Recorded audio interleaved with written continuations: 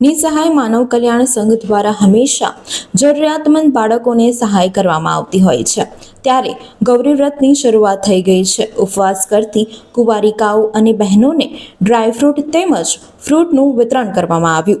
શહેરના કમાટી બાગ ખાતે આ કાર્યક્રમનું આયોજન કરવામાં આવ્યું હતું। દેવપોઢી એકાદશી પછી ગૌરી વ્રતની શરૂઆત થતી હોય છે, જેમાં નાની બાલિકાઓ ગૌરવનો ઉપવાસ કરતી હોય છે અને મોટી કુંવારિકા બહેનો ગૌરી વ્રત કરતી હોય છે, જેમાં તેઓ 5 દિવસ મીઠા વગરનું ભોજન લેતી હોય છે અને ભગવાન શિવની પૂજા અર્ચના કરતી હોય છે, જેને લઈને નિસહાય માનવ કલ્યાણ સંઘ દ્વારા આજ રોજ શહેરના કમાટીબાગ ખાતે નિસહાય માનવ કલ્યાણ સંઘ દ્વારા 20થી વધુ કુંવારિકાઓને ડ્રાયફ્રૂટ અને ફ્રૂટનું વિતરણ કરવામાં આવ્યું હતું। આ સેવાનો લાભ લેનારી કુંવારિકાઓએ આનંદની લાગણી વ્યક્ત કરી હતી।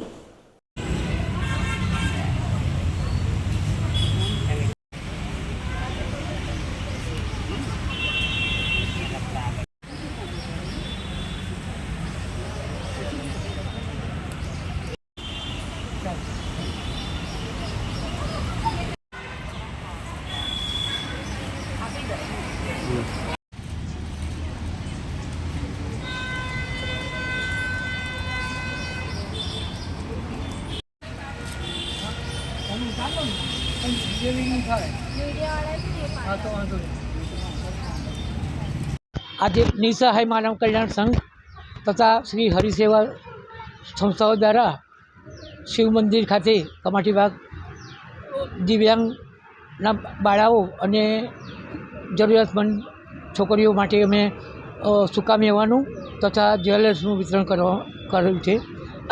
खास करीने समाजना जे उदारदाताओ छे एमणे अमने मदद करी छे। हूँ समाजना आ दाताओनो आभार मानु छूं अने प्रेरणा लेवा जेवी छे कि जे खरेखर जरूरियातमंद सुधी आ वस्तु पहोंचे अने एमने कंईक लाभ थाय, एमनो उत्साह टकी रहे एटला माटे आ वस्तु खूब जरूरी छे करवा। लगभग 20 बाळाओनी खूब जरूरियातमंद आ एक लाभार्थी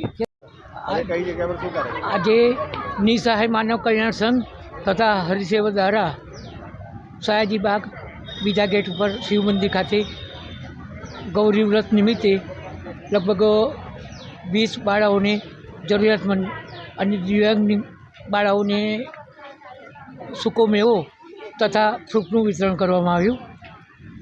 સમાજે આ વસ્તુનું પ્રેરણા લેવી જોઈએ છે કે આવી વ્યક્તિઓને ખરેખર મદદ કરાય અને પરિવાર સુખી થાય।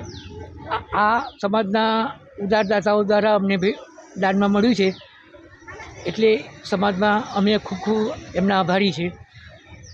ડૉક્ટર સલીમ વોરા આપણે વડોદરાના સમાચાર જુઓ તથા આપણી ચેનલને સબસ્ક્રાઇબ કરો અથવા સંપર્ક કરો।